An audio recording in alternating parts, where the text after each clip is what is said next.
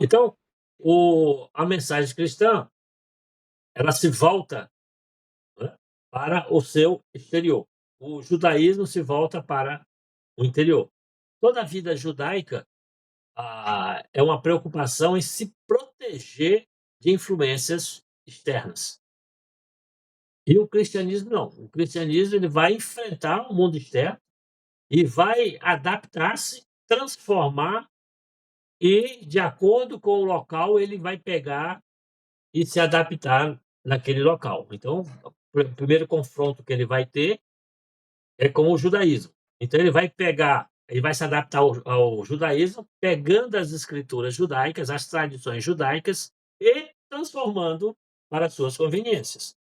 Aí depois pega a filosofia, transforma a filosofia e pega aquilo que lhe é conveniente e o que não é, ele diz que não presta. E assim ele vai construindo uma ideia de universalização, no qual a mensagem original vai se distanciando, porque está pegando muitos elementos, brigando com muitos elementos culturais, e a mensagem da fraternidade vai ficando em segundo plano. E a gente vai ver por quê. Então, é um processo gradual, né?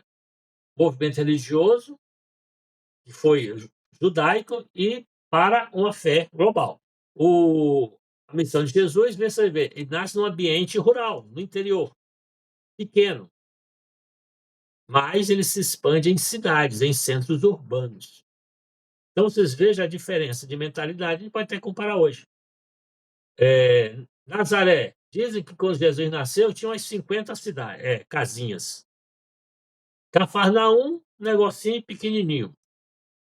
Acho que é Séforis, que era uma cidade grande, que era próximo de Cafarnaum. A Bíblia não cita que Jesus esteve lá, mas possivelmente ele esteve. Ele era um tecton, né, um técnico. Seria um artesão, não só um carpinteiro, mas alguém que trabalha com pedra, com madeira e tudo mais. Então o cristianismo sai de um ambiente rural, interiorano, e se estabelece em meios rurais. E a gente sabe que a diferença de um interior para uma capital é muito grande. É a diferença, assim, gigantesca. E o cristianismo, quando chega no ambiente urbano, ele tem que se adaptar ao ambiente urbano. E a primeira coisa que ele faz é excluir. Olha só, a mensagem de Jesus era de inclusão, né? Mas, para poder se estabelecer, ele exclui aqueles que não pensam que nem ele. A ideia de fraternidade já não começa trazendo, né, assim, não, vamos compreender melhor, entender a sua fé para a gente poder fazer algo melhor. Não. Na briga com os pagãos, ele expulsa os pagãos, mas claro que pega elementos pagãos. Em relacionamentos culturais, na briga não tem um que fique ileso. Os dois trocam culturas. Os dois se transformam. É igual o cristianismo quando vem aqui para o Brasil. Se mistura com os índios e com o negro, sai um outro cristianismo. Embora as pessoas achem que não, mas o cristianismo brasileiro é diferente do cristianismo europeu, que é diferente da África, que é diferente da Espanha, aqui do Equador, que teve influências dos maias, no México, Da, astecas, né? São da diferentes. China, né? Da A China. China, então, é muito diferente. Então, quer dizer, na briga de culturas, se transformam. E o cristianismo vai se defender de tudo isso, e qual a forma de defender? Brigando. E na briga ele expulsa, mata. Dizem que aquela mulher, Hipátia, foi a primeira pagã a ser martirizada por cristãos. Pô, arrancaram os ossos da pele dela com concha marinha, velho. E a mulher é uma mulher inteligentíssima, que dizem que foi a encarnação da Anne Besant, da teosofia que ela tem odeia o cristianismo. Mas só para a gente ver a expansão global da fé cristã não foi uma expansão passiva, uma expansão bélica, porque o povo era bélico. Aí envolve mudanças teológicas, missionárias e institucionais que permitiram essa fé se expandir além das fronteiras do judaísmo e alcançar o mundo grego-romano, depois culturas ao redor do planeta. Ora, se eu vou lutar para me manter como uma fé majoritária, eu tenho que ir para as instituições. E o cristianismo entendeu isso cedo. Aí diz assim: o cristianismo antes começa com os pobres, os escravos, né? Isso realmente aconteceu. Aí depois ele fala assim: não, já, já temos muitos pobres e escravos, precisamos mais não. Vamos para as classes ricas. Aí eles começam a campanha nas classes ricas. E começa por onde? Pelas mulheres ricas.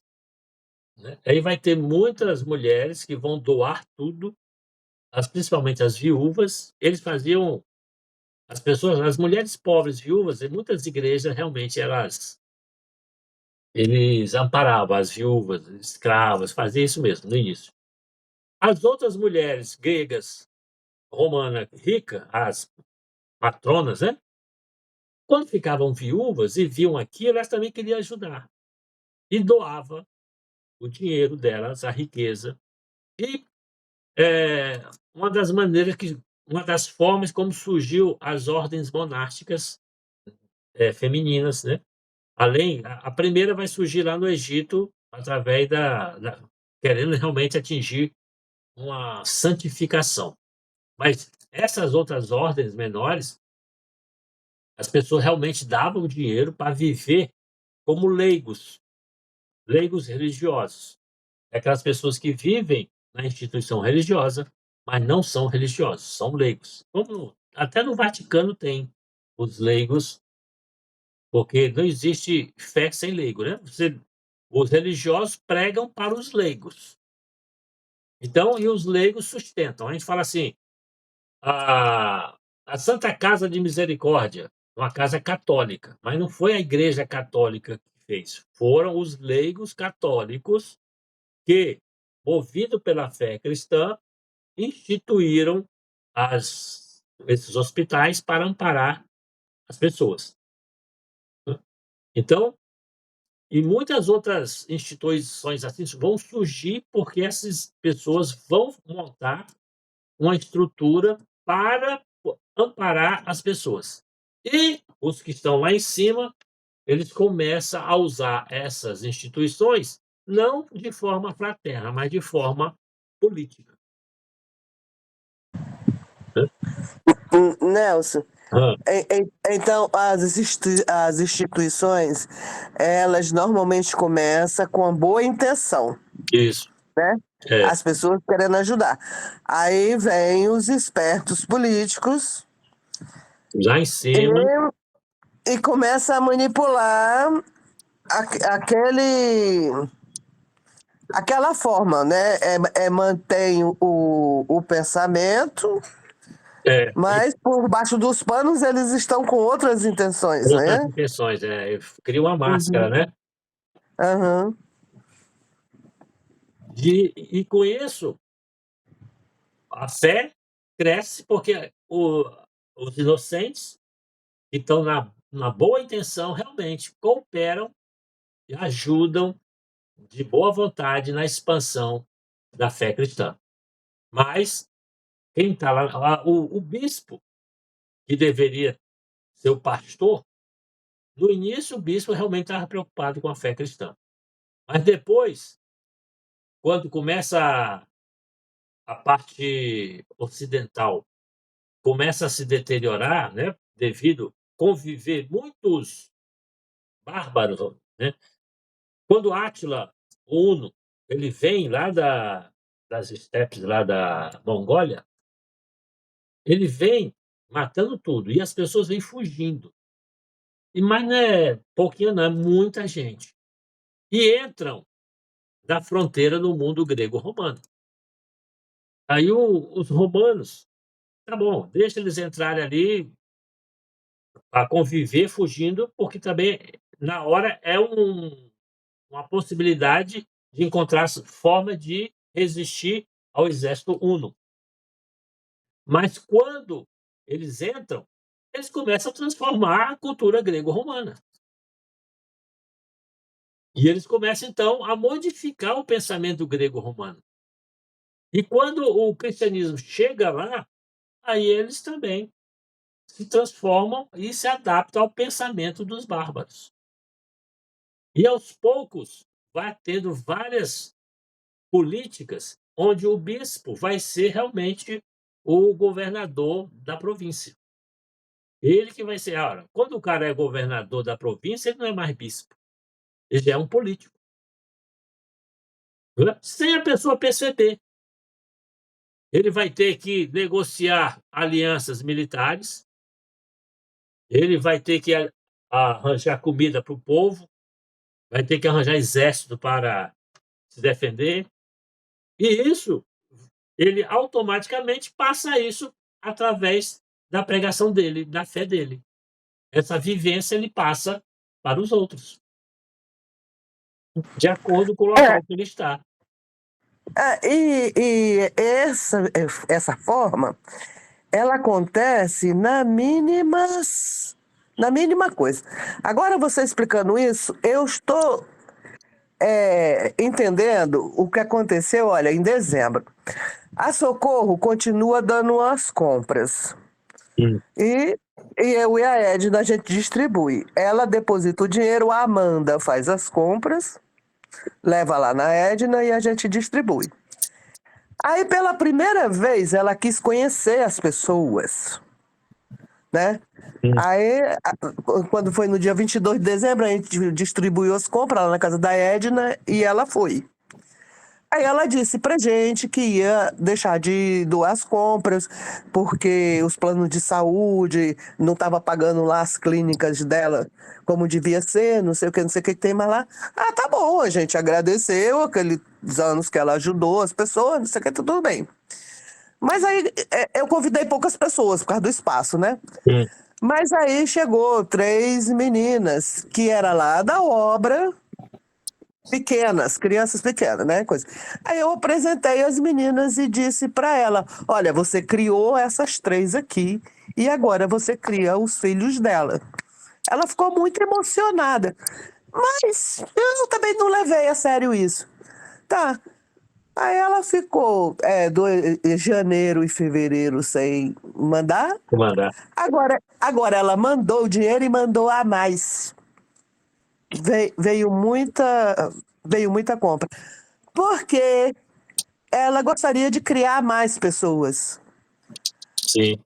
Tu sabe que essa informação não me bateu como está me batendo agora. Que com isso aumenta a minha responsabilidade. Foi bem. Então, se prepare. Você vê, começa num negócio pequenininho, né? É, A intenção dela de ajudar, a gente é o intermediário, mas simplesmente que ela viu que ela podia fazer mais. sim, Aí ela depende da gente, ela manda mais. Aí, se a gente for doido, a gente burla esse negócio, né? dá uma volta. Fácil, fácil.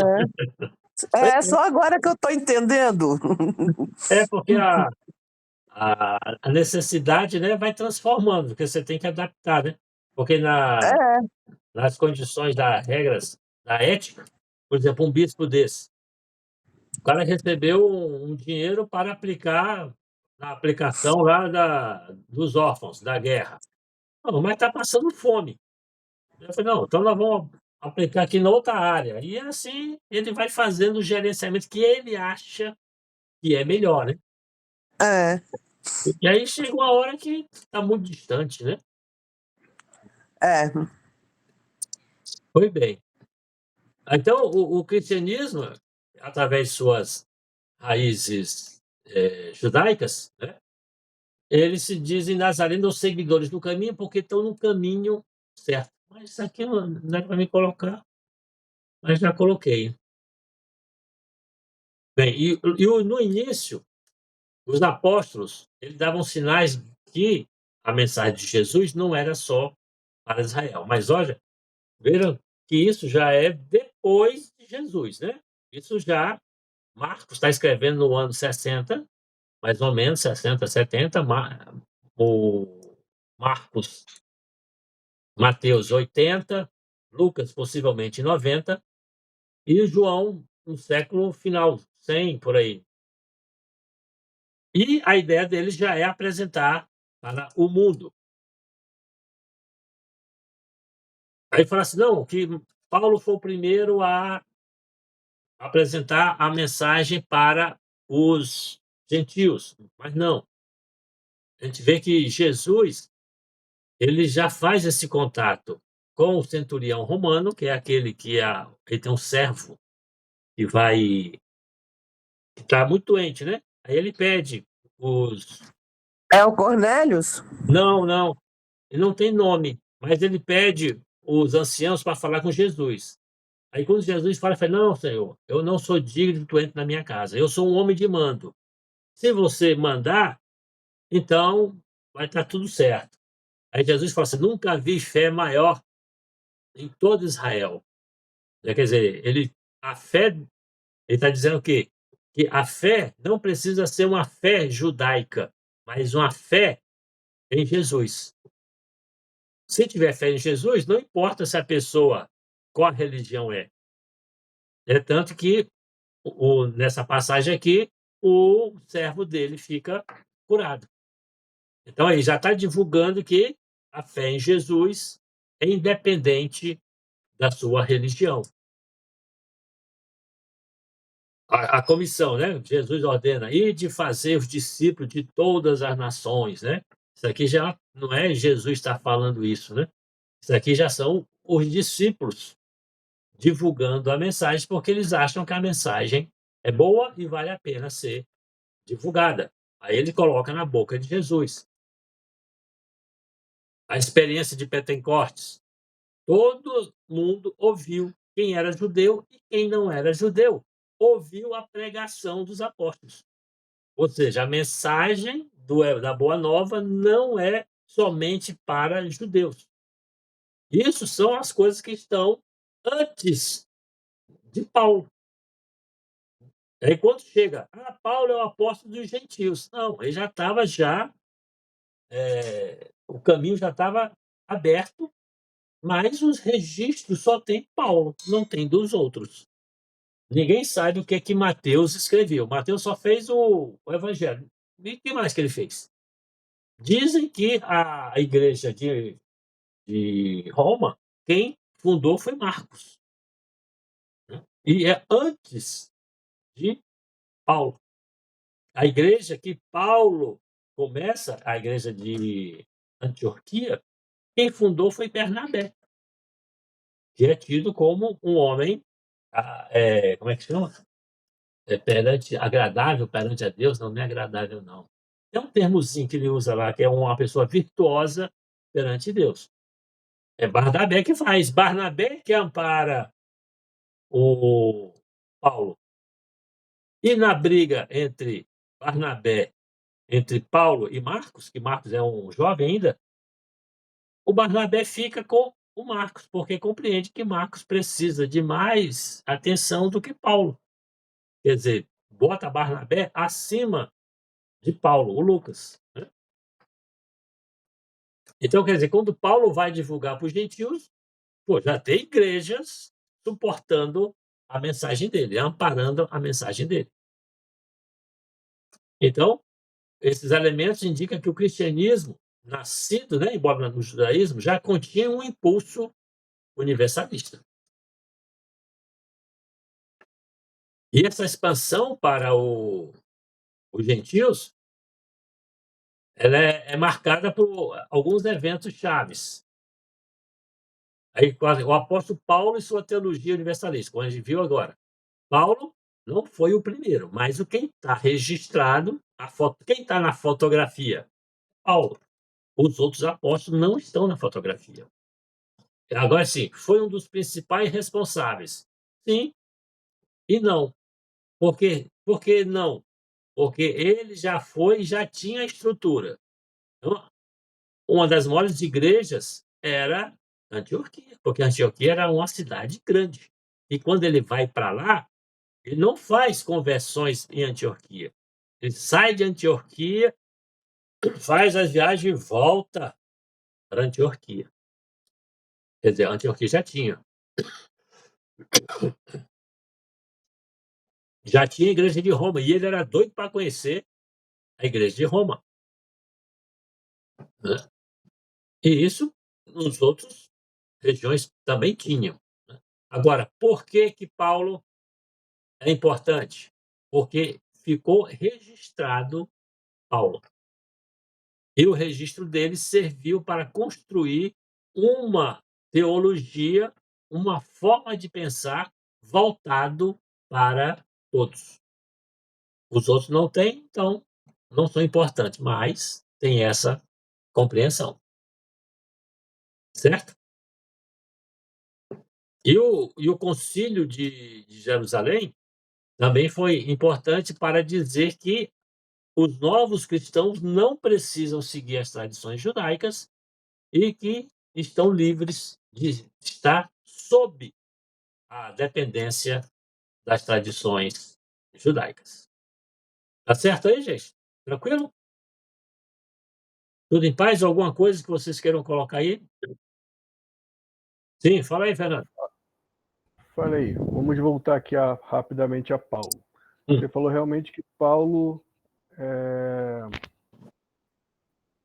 teve os seus méritos, mas teve também O amparo, um suporte, né? Ele já pegou alguma coisa já montada. Isso, Vamos dizer assim, boa parte já montada. isso. Talvez não tivessem colocado Paulo como assim um ícone pelo fato de ele ter sido já judeu e ter matado milhões de cristãos. Então vamos pegar esse cara aí que ele se converteu, ele era judeu, ele viu que realmente a palavra de Jesus modifica. Não poderia ter Isso. sido esse jeito de Sim. ter colocado Paulo? Porque o Lucas era um paulino, né? Então, por ele pertencer à escola, à tradição de Paulo, aí ele falou: "Pô, vou divulgar meu mestre, vou divulgar os outros. Então, eu vou contar aqui". Aí ele enfeita, ele dá um olho na história de Paulo, né? Ele coloca molho. Ele usa técnicas da literatura da época, né.